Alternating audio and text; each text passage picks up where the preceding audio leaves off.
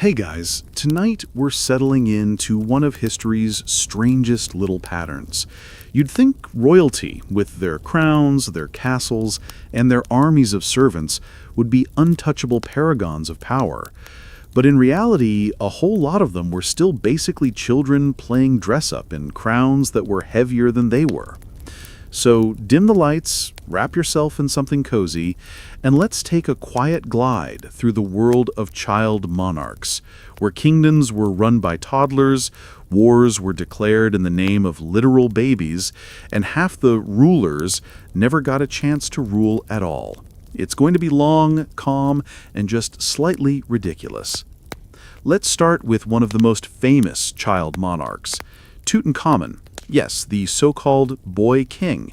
He's often thought of as this mysterious, powerful figure who ruled Egypt at the tender age of 9.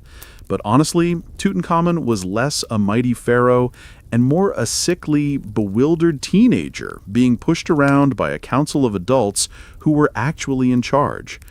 Tutankhamun's reign was short, only about 10 years, and his body tells the whole sad story. When his tomb was opened, scientists discovered he had a club foot, cleft palate, and probably walked with a cane. The poor kid was inbred, too, the direct child of siblings, which didn't exactly help his genetic lottery. So when you see golden statues of this regal boy pharaoh, imagine instead a limping teen, propped up by advisors trying desperately not to fall over in front of his court. He was the pharaoh, yes, but his actual job description was more ceremonial puppet. And when he died around age 18 or 19, from some mix of malaria, a broken leg, and his body just giving up, Egypt didn't exactly mourn the loss of a great ruler. He was forgotten almost instantly. His greatest claim to fame wasn't what he did in life, but the fact that his tomb somehow stayed intact long enough for archaeologists to find it 3,000 years later. So a world-famous boy king, but mainly because his grave goods were really shiny. Now, floating on to another child king, this time in England, Henry VI. Born in 1421, he became king at just 9 months old. And when I say king, I mean technically king. Realistically, he was an infant drooling in his crib while a bunch of lords ran the country for him. Henry didn't grow into his role particularly well either. When he came to age, instead of maturing into some powerful medieval monarch, he turned out to be painfully gentle, indecisive, and frankly, not mentally stable. He would go into long bouts of catatonia where he just sat silently for months, staring at walls, which, to be fair, sounds very relatable. Unfortunately, it wasn't exactly what England needed during the Wars of the Roses. His court called him simple and unfit, and he was eventually deposed not once, but twice. Imagine that. You inherit England as a baby, and by the time you're an adult, your biggest achievement is being a royal placeholder while other people fought civil wars around you. Poor Henry VI ended up murdered in the Tower of London in 1471, a tragic end to a man who never really wanted to be king in the first place. Over in France, we had Louis XIII, another child king. He became king at 9 years old after his father, Henry IV, was assassinated. And because 9-year-olds don't exactly come with statecraft skills, his mother, Marie de Medici, stepped in as regent. She was, well, let's just say she was more interested in maintaining her own power than preparing her son to rule. Young Louis was shy, awkward, and constantly overshadowed by domineering adults. He grew up resenting his mother and her favorite courtiers, eventually exiling her when he finally felt old enough to assert himself. But even then, Louis wasn't really a strong, independent king. He leaned heavily on his advisors, most famously Cardinal Richelieu, who basically ran France in his name. So while history books list Louis XIII as the king, the reality was closer to child pawn of his mother, then adult pawn of a cardinal. His greatest personal hobby was hunting, not ruling. In fact, some of his ministers openly joked that if Louis wasn't king, he would have just been a quiet country gentleman with some dogs. But for pure absurdity, let's drift over to John I of France, a monarch so young he didn't even make it out of the cradle. Literally. He was born in 1316 and declared king at the moment of his birth because his father, Louis X, had died before he was born. So technically, this newborn infant was king of France. How long did his reign last? A whopping 5 days. He died before he even had a name day celebration. Historians still argue whether he died naturally or whether someone gave him a little nudge to clear the way for his ambitious uncle, Philip V, to take the throne. But either way, France had an official king who ruled for less time than it takes most people to recover from a bad cold. It was one of those bizarre dynastic hiccups that show how medieval monarchies were willing to crown literally anyone, including infants who couldn't open their eyes properly. We could also talk about Ivan VI of Russia, who wins the prize for most tragic childhood in power. He became Tsar at just 2 months old in 1740. As you can imagine, a 2-month-old didn't exactly deliver inspiring speeches from the throne.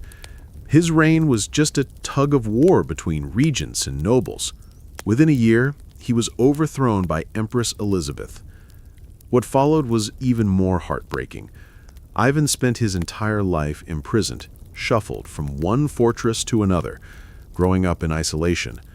He was never allowed books, tutors, or friends. Imagine spending your whole life knowing you were technically born a czar, but treated instead like a dangerous prisoner. At 23, during yet another coup attempt, Ivan was killed by his guards. He never got to live as a normal child, let alone a ruler. His entire existence was just one long tragedy, a living reminder of how brutal dynastic politics could be when the crown landed on the wrong baby's head. And speaking of wrong babies, let's glide to Mary, Queen of Scots. She was crowned queen when she was only 6 days old. Her father, James V of Scotland, had died, leaving this squalling newborn as the monarch. Of course, Mary didn't have much of a say in running Scotland from her crib. Regents ran the kingdom in her name, while she was carted off to France to be raised in luxury. Now, being queen at 6 days old sounds glamorous, but it really just meant her whole life was scripted for her. She was used as a political pawn, betrothed at 6, married off in her teens, and then thrown into a lifetime of political disasters. Unlike some child monarchs who faded quietly, Mary's adult life became one long soap opera of betrayals, failed marriages, and eventually execution. But it all started with her being crowned queen before she could even hold her own head up. So far, we've looked at kings and queens who were technically rulers as children, but never really had much control.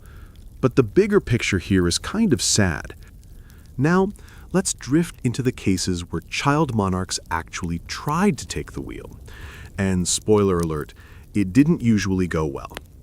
First stop, Edward VI of England, the boy who was supposed to cement the Protestant Reformation and instead ended up being a tragic lesson in what happens when a frail teenager has an entire religion shoved on his shoulders.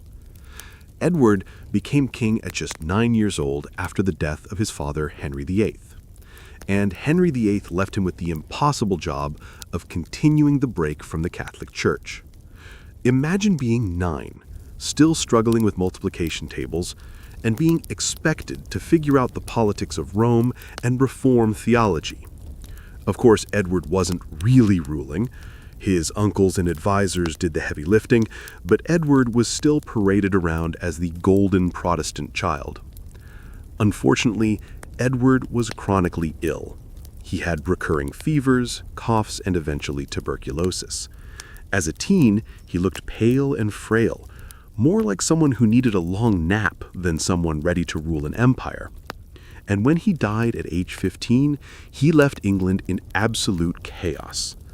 He tried to name Lady Jane Grey, another teenager, as his heir, instead of his Catholic sister Mary. That decision basically caused a 9-day monarchy followed by bloodshed. So Edward's biggest legacy, creating a Tudor family fight that ended with people losing their heads. Thanks, kid. If Edward VI was a child king overshadowed by religion, Charles VI of France was a child king overshadowed by his own mind. He became king at 11 years old in 1380. At first, he was just another minor under regency. But when he grew up, things got very strange. Charles VI became known as Charles the Mad, and not just because of a few bad decisions. His mental breakdowns were legendary. Sometimes he forgot his own name. Other times he believed he was made of glass and would refuse to let people touch him for fear he would shatter. Which, to be fair, sounds like the kind of fragile ego most royals had anyway, but Charles took it literally. His reign spiraled into chaos, with factions of his family and the nobility running France while he drifted in and out of madness. All of this while the 100 Years' War was still raging. So the poor man went from child king to broken adult king, remembered not for victories, but for delusions. France essentially had a monarch who thought he might break into shards if someone gave him a hug. Now, let's float gently to Spain. Meet Charles II of Spain, often described, not very kindly, as the single most inbred monarch in history. And unfortunately for him, it showed. Charles was born in 1661 after centuries of Habsburg inbreeding. He was crowned king at the tender age of 3. As a child, he struggled to walk, struggled to talk, and struggled to chew his food. His tongue was so large and his jaw so deformed that eating was a daily challenge. He didn't learn to speak until he was 4, and didn't walk until he was 8, which are not exactly qualities you want in a monarch. The Spanish court called him el hechizado, the bewitched, because they thought his condition came from witchcraft. In reality, it came from a family tree that looked more like a circle. He never had children, which spelled the end of the Spanish Habsburg dynasty. His entire life was basically one long, sad medical report, and his reign marked by Spain's decline as a great power. Not entirely his fault, but being physically and mentally unwell from childhood didn't exactly set him up for success. Charles II is one of those kings where you read about him and just think, maybe, just maybe, don't marry your niece next time. Let's switch back to the East. Puyi, the last emperor of China. He became emperor at just 2 years old in 1908, a toddler on the dragon throne. His courtiers had to hold him up because he couldn't climb onto the throne by himself. When people bowed to him, he screamed in fear. He was, after all, a literal toddler surrounded by hundreds. As he grew up, Puyi's life turned into a bizarre series of humiliations. First as a pampered puppet in Beijing, then as a Japanese installed puppet emperor of Manchukuo during World War II, and finally as a re-educated ordinary citizen under Communist China. His whole existence was just one long saga of being shuffled from one regime to another, never in control, always someone else's pawn. It all started with being crowned emperor before he was old enough to tie his own shoes. Now, since we're already drifting around Asia, let's pause at Shapur II of Persia. His story is strange even by royal standards. He technically became king before he was born. Yes, unborn. When his father died, the nobles supposedly placed a crown on his pregnant mother's belly, declaring the unborn baby the king, which feels a little overzealous. Like, guys, maybe wait to see if the child even makes it into the world first. But Shapur II did survive and grew up to have a long reign, in fact, the longest in Sasanian history. Yet the whole idea of crowned in the womb is peak dynastic absurdity. Imagine growing up knowing you were technically king before you even took your first breath. No pressure, baby. Back to Europe now, because Richard II of England deserves a mention.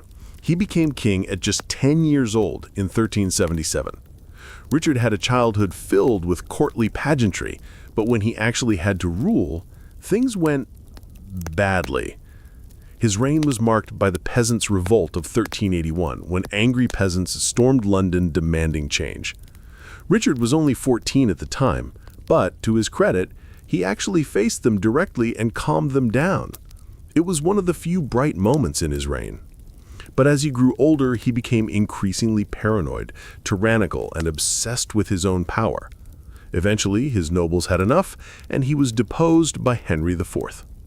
Richard ended his days in prison, starving to death.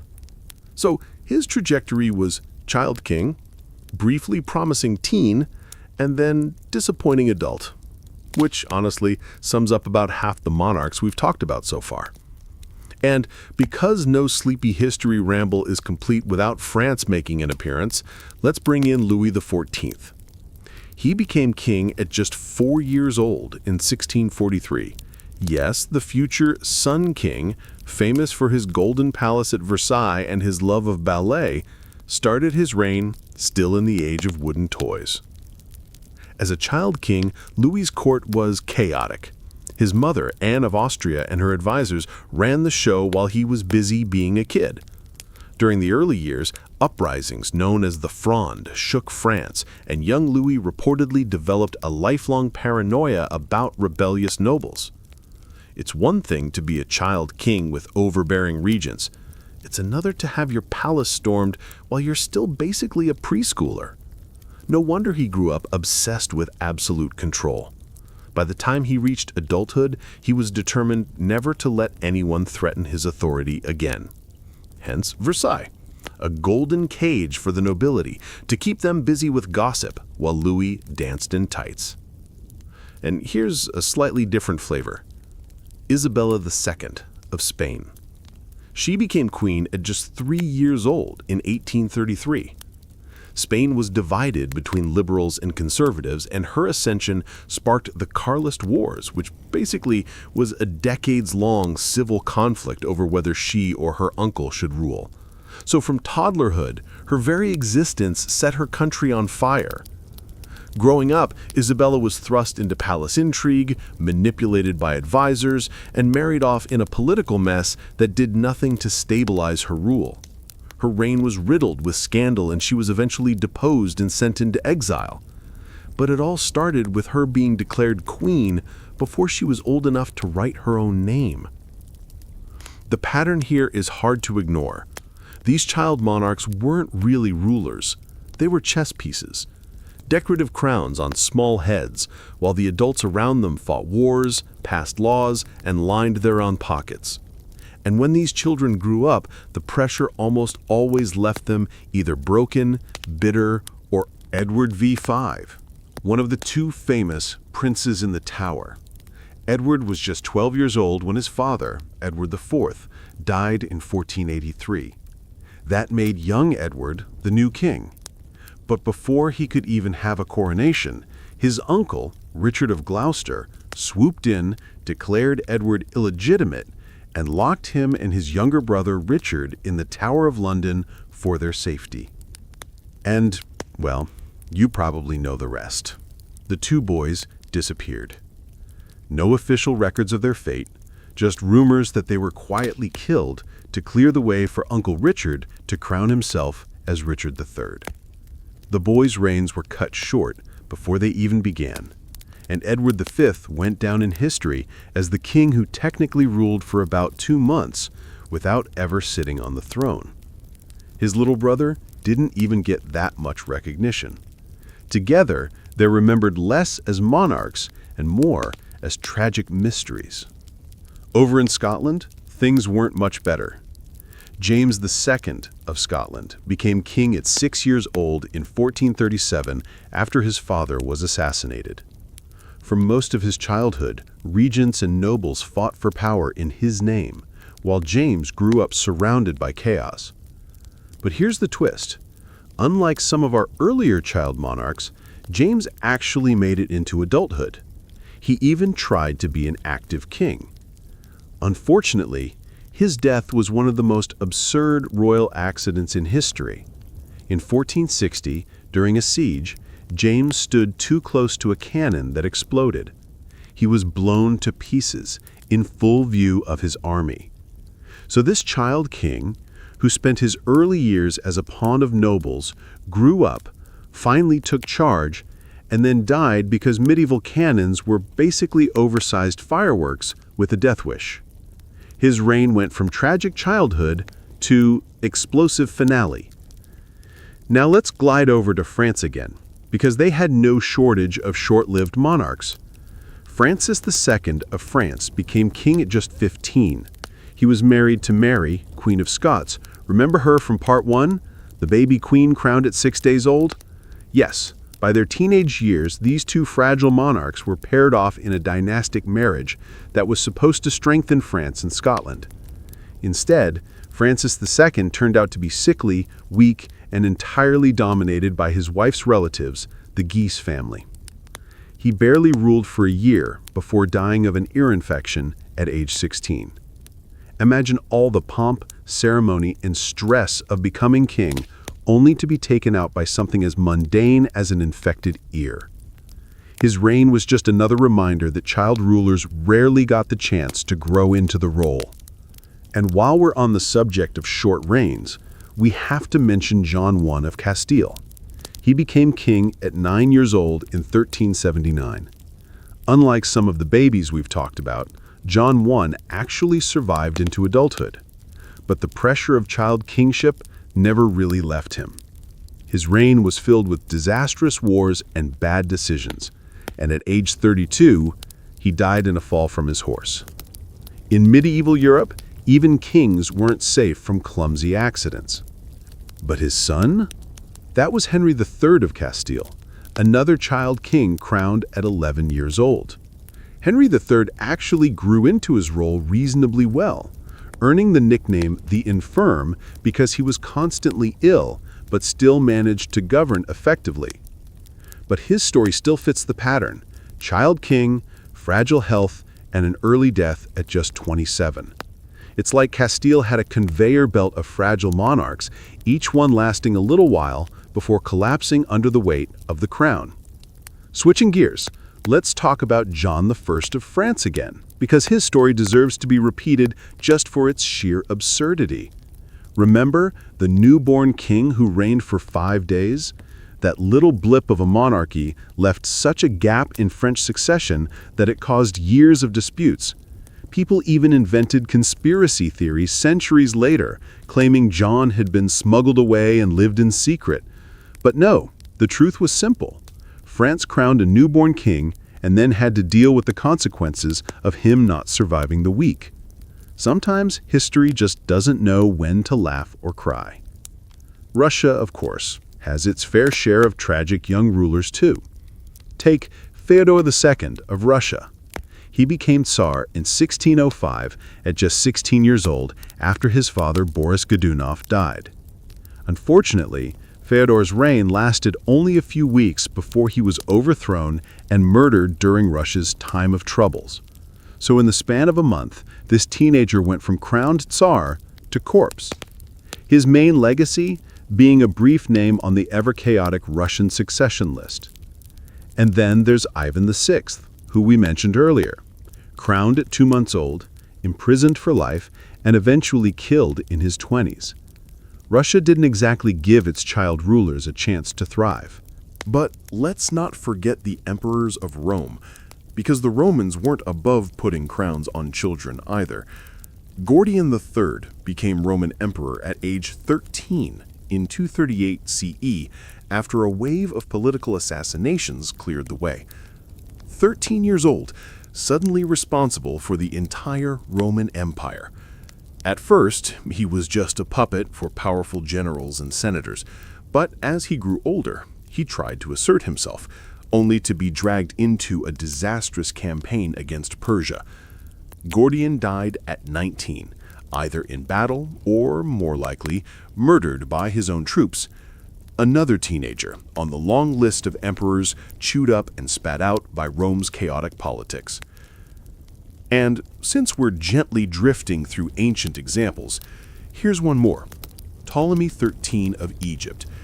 he became co-ruler of Egypt at around 11 years old alongside his famous sister Cleopatra VII. Yes, that Cleopatra. And their sibling rivalry makes modern family drama look tame. As a child king, Ptolemy was basically manipulated by advisors who wanted him to outshine Cleopatra. The result was civil war between brother and sister, with Julius Caesar eventually swooping in. Ptolemy XIII tried to fight back, but drowned in the Nile while fleeing Caesar's forces at age 15. So his reign ended in both political failure and literal drowning, not exactly a glorious Egyptian dynasty moment. If we zoom out, the pattern is painfully clear. Child monarchs didn't just have short reigns because they were manipulated. They often didn't even make it to adulthood. Between illness, accidents, betrayals, and plain bad luck, these tiny rulers had some of the shortest life expectancies in history. And it's not hard to see why. Growing up in a medieval or early modern court wasn't exactly a healthy lifestyle. You were pampered, yes, but you were also surrounded by intrigue, poisoned by inbreeding, and occasionally killed off by your own relatives. Being king at 6 might sound glamorous on paper. In reality, it was usually a death sentence with better furniture.